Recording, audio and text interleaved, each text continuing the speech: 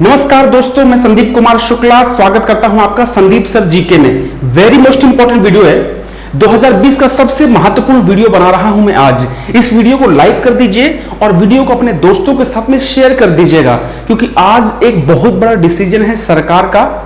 सरकार तो वैसे डेली हजारों डिसीजन लेती है, लेकिन कुछ ऐसे डिसीजंस होते हैं जो स्टूडेंट के लिए बहुत इंपॉर्टेंट होते हैं, उनकी लाइफ से जुड़े हुए होते हैं। आज का डिसीजन यही है, जितने भी एस्पिरेंट्स हैं एसएससी के, रेलवे के, बैंक्स के जो एग्जाम दे रहे हैं, उसकी तैयारी कर रहे हैं या किसी और गवर्नमेंट एग्जाम की तैयारी कर रहे हैं, उनके लिए वीडियो बहुत महत्वपूर्ण है, क्योंकि सरकार ने आज इतना बड़ा डिसीजन लिया है जो आपको जानना बेहद जरूरी है।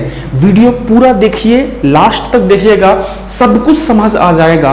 और वीडियो को देखने के पहले ही वीडियो को लाइक कर दीजिए और अपने दोस्तों के साथ में फेसबुक में, टेलीग्राम में, इंस्टाग्राम में, जहां पॉसिबल हो सके वीडियो को शेयर कीजिए। और चैनल में अगर आप नए हैं तो चैनल को सब्सक्राइब जरूर कीजिएगा। चलिए, अभी 2 घंटे पहले एक न्यूज आई सीईटी के बारे में। हालांकि कोई नई चीज नहीं है, इसके बारे में पहले से चर्चा थी। इस बार का जो बजट आया था, आदरणीय फाइनेंस मिनिस्टर जो निर्मला सीतारमण जी हैं, उन्होंने ऑलरेडी इसके बारे में चर्चा की थी। आज उस पर डिसीजन सरकार ने ले लिया है। बहुत बड़ा डिसीजन है, लैंडमार्क डिसीजन है। ये क्यों लिया गया है, इसके क्या प्रभाव होंगे, इसके क्या फायदे होंगे, इसका क्या तरीका होगा, सारी जानकारी, सारी विस्तृत इंफॉर्मेशन हम आपको इस वीडियो में देंगे। सबसे पहले तो भाई साहब यही जान लो, सीईटी का फुल फॉर्म क्या है, यही जान लेते हैं। Common entrance test. Common entrance test नाम से ही लग रहा है। कॉमन मतलब सबका मिला के एक, एंट्रेंस मतलब प्रवेश और टेस्ट मतलब टेस्ट। थोड़ा सा पता चला, कॉमन मतलब सारे एग्जाम्स को मिलाकर के एक एग्जाम ले लो। अभी आगे और बताऊंगा। एक और वर्ड है my dear, NRA, national recruitment agency. National मतलब देश की, रिक्रूटमेंट मतलब भर्ती, एजेंसी मतलब संगठन या संस्था बोल सकते हैं आप। एक ऐसी संस्था जो सबका एग्जाम लेगी, सीईटी और एनआरए। ठीक है, चलिए अब ये है क्या, आखिर ये क्या बला है, सीईटी क्या, एनआरए है, भाई क्या है। देखिए, मैंने पूरा विस्तृत तरीके से लिख के लाया हूं, एक एक चीज आपको बार बार बताता हूं। देखिए होता क्या है, सरकार ने अभी एक डिसीजन लिया है। वो डिसीजन ये है कि अभी जैसे आप कोई एग्जाम की तैयारी कर रहे हैं, तो आपने एसएससी के लिए अलग से फॉर्म भरा माय डियर, अलग से पेपर दिया। रेलवे के लिए अलग से फॉर्म भरा, अलग से पेपर दिया। बैंक के लिए अलग से फॉर्म भरा, अलग से पेपर दिया। टीचिंग के लिए अलग से फॉर्म भरा, अलग से पेपर दिया। यूपीएससी के लिए अलग से फॉर्म भरा, अलग से पेपर दिया। ऐसे हजारों एग्जाम है, कई एग्जाम्स हैं जिसकी आप तैयारी करते हैं। कम से कम 25 से 30 एग्जाम्स इस टाइम पे इंडिया में होते हैं गवर्नमेंट के, जो 25-30 संगठन एग्जाम्स लेते हैं। एक यूपीएससी है, एसएससी है, स्टेट पीएससी होते हैं।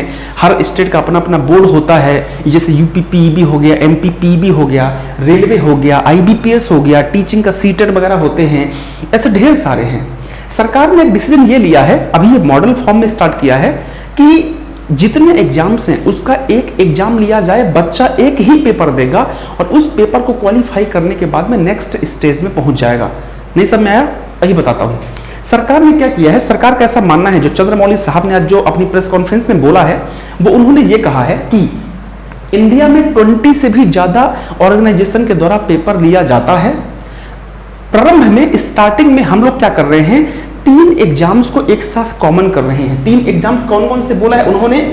एसएससी के बारे में बोला है, रेलवे के बारे में बोला है और बैंक के बारे में।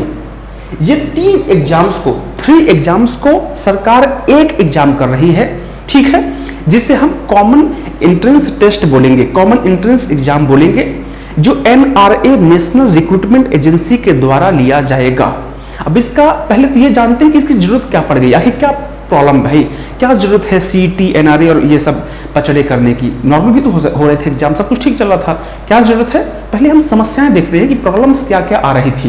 पहली प्रॉब्लम, अगर सारे एग्जाम्स सेपरेट होते हैं, अलग अलग होते हैं, तो पहला जो प्रॉब्लम आती है वो आती है आपका बार बार फॉर्म भरना। बिल्कुल बार बार फॉर्म भरना पड़ता है।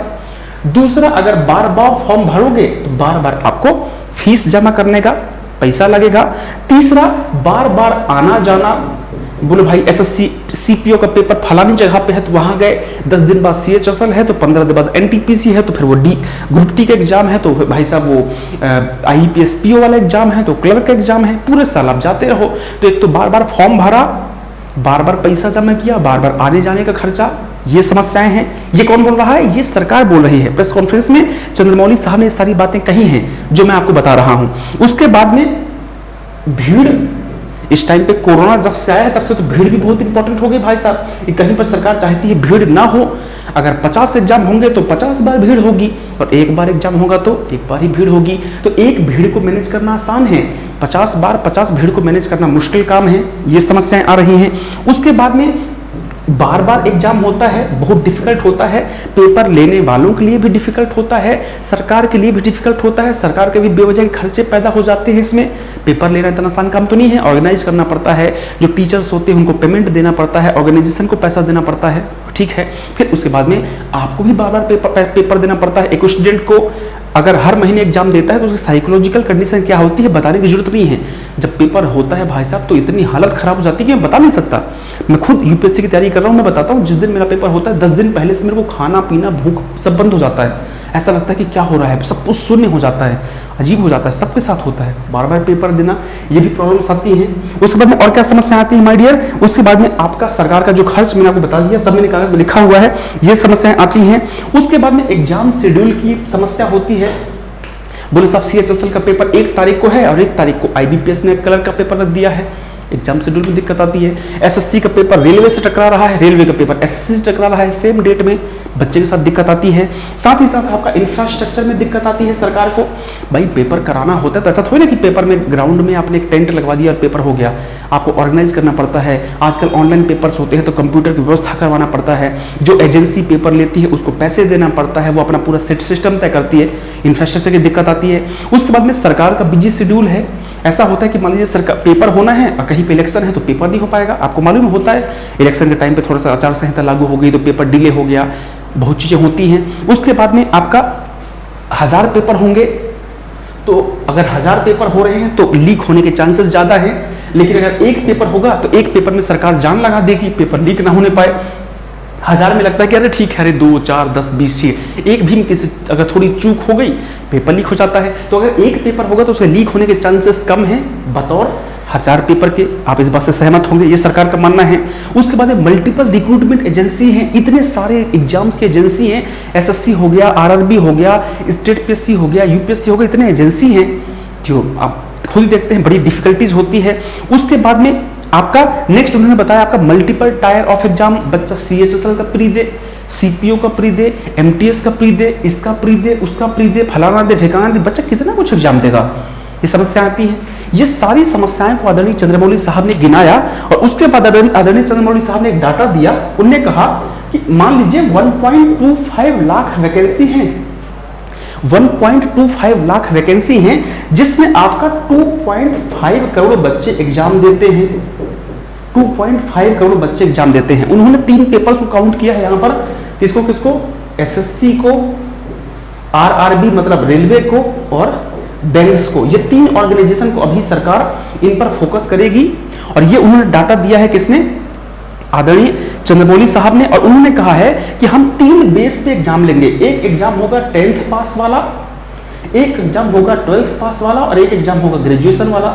जो बच्चा जिस लेवल का होगा वो वाला पेपर देगा। भाई एक एग्जाम हुआ एंट्रेंस एग्जाम की 10th पास के लिए सर्टिफिकेट का, अगर कोई 10th पास वाला है तो 10th पास वाला पेपर देगा। एक एग्जाम होगा 12th पास का एंट्रेंस एग्जाम, 12th पास वाले बच्चे होंगे। एक एग्जाम होगा ग्रेजुएशन वाला, अगर कोई ग्रेजुएशन वाला है तो तीनों पेपर देगा, अगर कोई 12th वाला है तो वो दोनों देगा, और 10th वाला होगा तो सिर्फ 10th देगा। 3 पेपर हो गए, 3 लेवल के, 10th वाला, 12th वाला और आपका ग्रेजुएशन वाला। अब इससे होगा क्या, मान लीजिए एक पेपर हुआ, हम 10th मानते हैं, 12th मानते हैं और ग्रेजुएशन मानते हैं, हम तीनों मान के चल रहे हैं।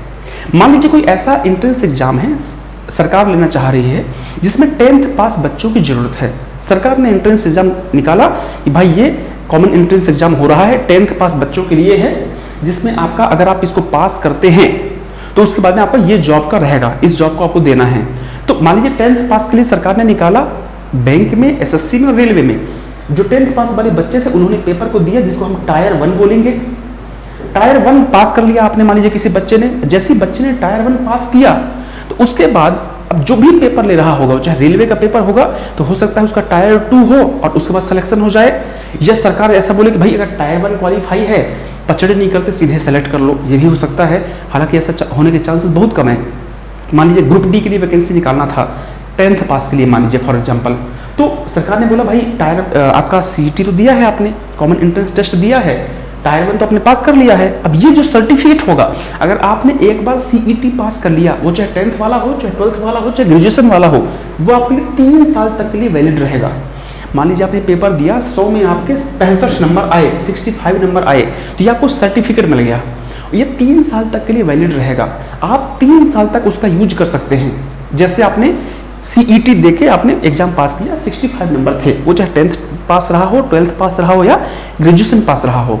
और अब क्या हुआ कि अब रेलवे ने निकाला वैकेंसी लोको पायलट की, मान लीजिए 12th पास की लोको पायलट की वैकेंसी निकाला, और उन्होंने बोला कि हम जो बच्चे सीईटी क्वालिफाई हैं वही पेपर देंगे इसको। तो वहां पर क्या होगा, एक तो भीड़ कम हो जाएगी, क्योंकि ऑलरेडी आपने एक पेपर पास कर लिया है, आपके पास सर्टिफिकेट है, सीधे आप टायर 2 दोगे, आपको टायर 1 देने की जरूरत नहीं पड़ेगी। ये इसका बेनिफिट होगा, सबसे बड़ा बेनिफिट। आपको 1000 एग्जाम देने की जरूरत नहीं पड़ेगी। सीएचएसएल का है, सीएचएसएल का वैकेंसी सरकार ने निकाला, सरकार ने बोला जो सीईटी क्वालिफाई है वो सीधे टायर 2 देंगे, टायर 1 होगा ही नहीं, टायर 1 आपको देने की जरूरत नहीं, टायर 1 सीधे बस एक बार देना है आपको। नहीं तो होता क्या, पहले आप सीएचएसएल का भी टायर 1 दो, एमटीएस का भी टायर 1 दो, ग्रुप डी का भी टायर 1 दो, एनटीपीसी का भी टायर 1 दो। अब क्या हो जाएगा, अब आपने अगर एक क्वालिफाई कर लिया है, अगर 10th वाला क्वालिफाई किया तो 10th के लिए जितनी जॉब्स निकलेंगी सारे के लिए आप एलिजिबल रहोगे 3 साल तक। अगर 12th पास वाला पास किया तो 12th वाले की जितनी वैकेंसीज होंगी सारे के लिए एलिजिबल रहोगे आप। अगर ग्रेजुएशन वाला टायर 1 पास किया है आपने, तो ग्रेजुएशन की जितनी वैकेंसीज सरकार की आएंगी उसमें खास मेंशन रहेगा वैकेंसी में कि अगर आपने सीईटी क्वालिफाई किया है ग्रेजुएशन वाला, तो आप इसके लिए फॉर्म भर दीजिए। एक तो बेनिफिट ही हो गया, 1000 एग्जाम देने की टेंशन खत्म। दूसरा, 3 साल का आपका वैलिडिटी रहेगी इसकी, 3 साल की। एक बच्चा बोलेगा सर मान लीजिए मैंने 2021 में पेपर दिया, मेरे 55 नंबर आए, मैं पास तो कर गया, लेकिन मुझे लग रहा है कि मेरे कम नंबर हैं। और मान लीजिए अगर मैं 2022 में पेपर देता हूं और मेरे 60 नंबर आते हैं, 60 मार्क्स आते हैं, तो क्या मेरा पहला वाला ही माना जाएगा, दूसरा वाला जिसमें आपके ज़्यादा नंबर है? आप हर साल पेपर दीजिए, किसने मना किया? आप हर साल पेपर दो, और जिसमें ज़्यादा नंबर आपके हैं वो वाला आप इसको इस्तेमाल कीजिए। मान लीजिए 2021 में आपके 55 नंबर हैं, तो अब पेपर तो एक बार ही होगा, तो 1 साल तक आपका 55 वाला वैलिड रहेगा। मान लीजिए 2022 में आपके 60 नंबर हैं, तो आप 60 नंबर वाला वैलिडिटी कार्ड दिखाइएगा। और बाई चांस अगर ऐसा होता है कि 2022 में आपके 50 नंबर हैं, तो फिर काम करो, आप 2021 वाला इस्तेमाल करो, 3 साल की वैलिडिटी तो है इसकी। एक ये इसका बहुत बड़ा बेनिफिट है, जैसा कि हमारे आदरणीय चंद्रमौली साहब ने, मतलब हमारी सरकार ने ये बताया है। वेरी मोस्ट इंपॉर्टेंट है। एक तो ये हो गया। दूसरा क्या होगा, इसका बेनिफिट बताता हूं, ध्यान से सुनिएगा, मोस्ट इंपॉर्टेंट बेनिफिट है। अगर ये होता है तो इसका बड़ा बेनिफिट ये होगा कि सेम सिलेबस होगा। जो कॉमन एंट्रेंस टेस्ट होगा इसका सिलेबस क्या होगा माय डियर, सेम सिलेबस होगा।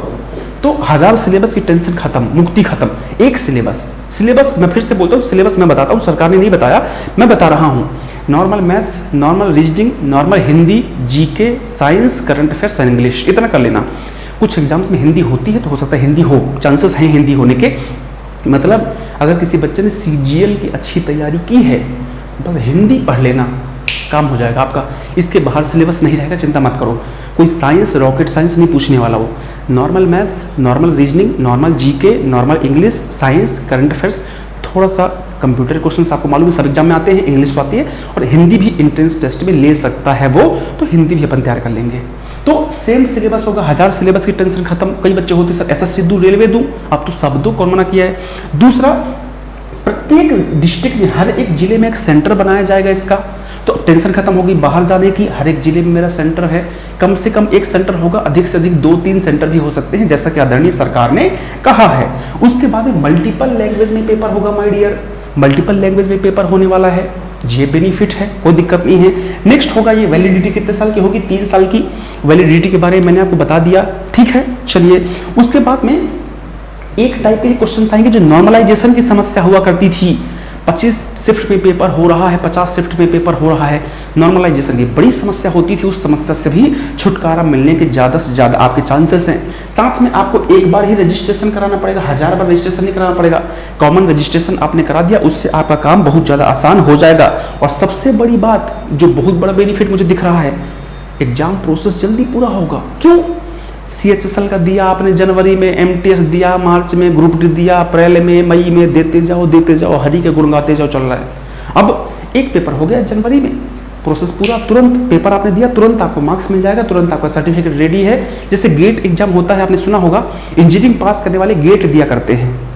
जो गेट एग्जाम होता है उसका जो स्कोर कार्ड होता है मारियर, 1 साल की वैलिडिटी होती है उसकी। 1 साल तक अगर आपने गेट दिया है तो IOCL हो गया, NTPC हो गया, जो बड़ी बड़ी महारत्न कंपनी होती हैं, वो सीधे वैकेंसी निकालती है कि अगर आपने गेट क्वालिफाई किया है तो आप आओ, पेपर दो हमारे यहाँ पे और सिलेक्शन ले लो। बाकियों को अलाउ नहीं करती, वो गेट क्वालिफाई वालों को ही अलाउ करती है। लगभग वैसा ही है, जो इंजीनियर बच्चे होंगे उसको ज़्यादा अच्छे समझ पाएंगे। जो गेट एग्जाम का मेथड होता है वही मेथड है। आपने गेट क्वालिफाई किया है तो आप बार का इंटरव्यू सीधे दोगे, IOCL का पेपर सीधे दोगे, NTPC सीधे जाओगे, BHEL सीधे जाओगे, कोई डायरेक्ट अलग से एग्जाम उसका नहीं होता। गेट क्वालिफाई किया है मतलब पेपर वाले को ही पता चल गया कि बच्चा क्वालिफाइड है, उसने गेट का पेपर निकाला है, आके पेपर दो, डन। वैसे यहाँ भी होने वाला है कि अगर आपने CET निकाला हुआ है तो अब सीधे टायर 2 दो, टायर 1 देने की जरूरत नहीं है। एक बार आपने CET निकाल लिया तो आपके जितने SSC के एग्जाम से, रेलवे के एग्जाम से, बैंक के एग्जाम से, उसका टायर 1 देने की झंझट अपनी खत्म हो गई। अब हम क्या देंगे, सीधे टायर 2 देंगे। इसका एक और बेनिफिट क्या मुझे दिखाई देता है, जो मुझे पर्सनल लग रहा है, अगर आपने टायर 1 दिया, मान लीजिए CET निकाल लिया आपने, तो देखो CET लाजमी सी बात है, अगर CET टायर 1 माना जा रहा है तो टायर 1 हमेशा क्या होता है, ईजी होता है। कुछ बच्चे होते हैं जो टायर 1 निकाल लेते हैं, टायर 2 में फंस जाते हैं। अब टायर 2 की जैसे तैयारी करना चालू किया, लाजमी सी बात है टायर 2 थोड़ा सा टफ होता है। टायर 1 निकाल के टायर 2 की तैयारी जैसे चालू की, उसमें फिर टायर 1 आ गया, कन्फ्यूजन। तो सबसे बेस्ट होगा कि आप बच्चे ने तरीके से मेहनत करके टायर 1 की खूब मेहनत की, टायर 1 निकाल लिया, अब उसके पास 3 साल हैं, अब 3 साल सिर्फ टायर 2 की तैयारी करेगा। भगवान अगर 3 साल करने की जरूरत पड़े, लेकिन अब उसको टायर 1 भूल जाओ, क्योंकि टायर 1 हमारा निकल चुका, अब हम टायर 2 करेंगे। फिर बोलोगे सर मान लीजिए टायर 1 में कम नंबर आए, तो बेटा अगर टायर 1 की अच्छी तैयारी करोगे, तगड़े मार्क्स सबके आ गए, आपको पता चल गया भाई अब इससे अच्छे मार्क्स मेरे नहीं आ सकते, बेस्ट मार्क्स है मेरे 80 नंबर आ गए हैं टायर 1 में, अब टेंशन खत्म है, अब सीधे टायर 2 दो, क्योंकि ये तो क्वालिफाइंग ही रहेगा। अभी तक जितना बताया नहीं सरकार ने, लेकिन क्वालिफाइंग ही रह गए, क्वालिफाइंग पेपर ही रह गए। क्वालिफाई आपने किया टायर 1, अब टायर 2 के मार्क्स से जुड़ेंगे फाइनल सिलेक्शन में आपके, ना के बराबर चांसेस है कि टायर 1 के मार्क्स जुड़ेगा सिलेक्शन में। फाइनल सिलेक्शन में आपके टायर 2 के मार्क्स जुड़ेंगे, और अगर मान लीजिए इंटरव्यू उनने ले लिया, कोई टेस्ट ले लिया, तो उसके जुड़ेंगे, बाकी नहीं जुड़ेंगे। एक बार आपने टायर 1 क्वालिफाई कर लिया, अब सीधे धर के टायर 2 की तैयारी करो। डन है, समझ में आ गया? मुझे उम्मीद है समझ में आ गई होंगी चीजें। फिर भी अगर ना ही हो, वीडियो का कमेंट सेक्शन ओपन है आपके लिए, धर के क्वेश्चन पूछो, जितने क्वेश्चन पूछोगे सारे सवालों का जवाब मैं आपको दूंगा। अपना ध्यान रखिए, अच्छे से पढ़ाई कीजिए। मुझे तो लग रहा है कि अच्छा अपॉर्चुनिटी है आप लोगों के लिए, बस अच्छे से लागू हो जाए तरीके से, सिस्टमेटिक तरीके से, बस यही मैं गुजारिश करता हूँ। अपना ध्यान रखिए, अच्छे से पढ़ाई कीजिए। Bye bye, take care, all the best. Video like करके शेयर करना बिल्कुल मत भूलिएगा, और चैनल को सब्सक्राइब जरूर कीजिएगा। Bye, take care, all the best, God bless you, love you all, Bharat Mata की जय।